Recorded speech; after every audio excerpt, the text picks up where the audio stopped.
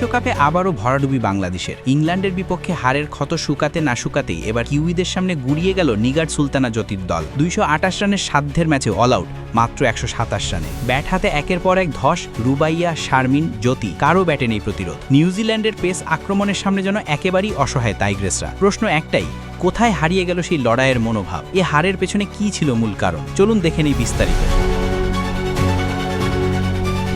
নারী ওয়ানডে বিশ্বকাপে টানা দ্বিতীয় হারের তিক্ত স্বাদ পেল বাংলাদেশ নারী দল। প্রথম ম্যাচে ইংল্যান্ডের বিপক্ষে হারের পর শুক্রবার গুয়াহাটিতে নিউজিল্যান্ডের বিপক্ষেও বড় ব্যবধানে পরাজিত হয়েছে নিগার সুলতানা জ্যোতির নেতৃত্বাধীন টাইগ্রেসরা। 228 রানের লক্ষ্যে ব্যাট করতে নেমে বাংলাদেশ দল থামল মাত্র 127 রানে, হার 100 রানের। ম্যাচে একদম শুরু থেকেই ধসে পড়ে বাংলাদেশের batting line up. Opener Rubaiya Haider ও শারমিন আক্তার কেউই 2 অঙ্কে পৌঁছাতে পারেননি। ইনিংসের শুরুতেই 23 রানে 3 উইকেট হারিয়ে বিপর্যয়ে পড়ে দল। এরপর অধিনায়ক নিগার সুলতানা জ্যোতি এবং শোভনা মস্তরি থেকে আসার আলো দেখা যায়নি। জ্যোতি করেন মাত্র 4 রান, শোভনা 2। দলের স্কোর তখন 30 রানে 4 উইকেট। পরের বলেই সাজঘরে ফেরেন সুমাইয়া আক্তার। বাংলাদেশের ব্যাটিং যেন 1 রানের ব্যবধানে হোঁচট খাওয়া ইতিহাসের পুনরাবৃত্তি। কিউই বোলারদের মধ্যে রোজামারি মাইর ও জেস কার ছিলেন ভয়ঙ্কর। তাদের গতি ও নিখুঁত লাইন লেংথে পুরো ব্যাটিং অর্ডার কাঁপতে থাকে। 33 রানে 6 উইকেট হারিয়ে তখন ম্যাচটা কার্যত শেষ হয়ে গিয়েছিল। তবুও কিছুটা প্রতিরোধ গড়ার চেষ্টা করেন ফাহিমা খাতুন ও নাহিদা আক্তার।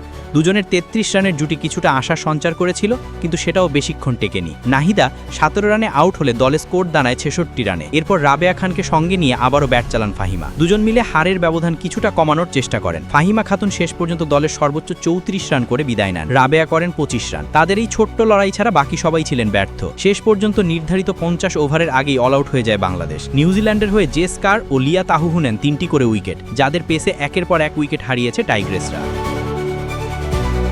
এর আগে টস জিতে প্রথমে ব্যাট করতে নেমে কিউই নারীরা গড়ে 227 রান। তাদের ইনিংসের নায়ক ছিলেন ব্রুক হালিডে 59 এবং সোফি ডিভাইন 63।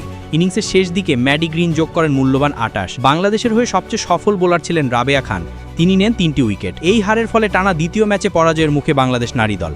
টুর্নামেন্টে টিকে থাকতে হলে এখন আর কোনো ভুলের সুযোগ নেই। সামনে আসছে শক্তিশালী অস্ট্রেলিয়া ও দক্ষিণ আফ্রিকার মতো দল, তাই এখান থেকে ঘুরে দাঁড়ানো ছাড়া উপায় নেই। এমন হারের পর ক্রিকেট বিশ্বে একটাই প্রশ্ন, কবে ফিরবে টাইগ্রেসদের সেই আগের লড়াকু চেহারা?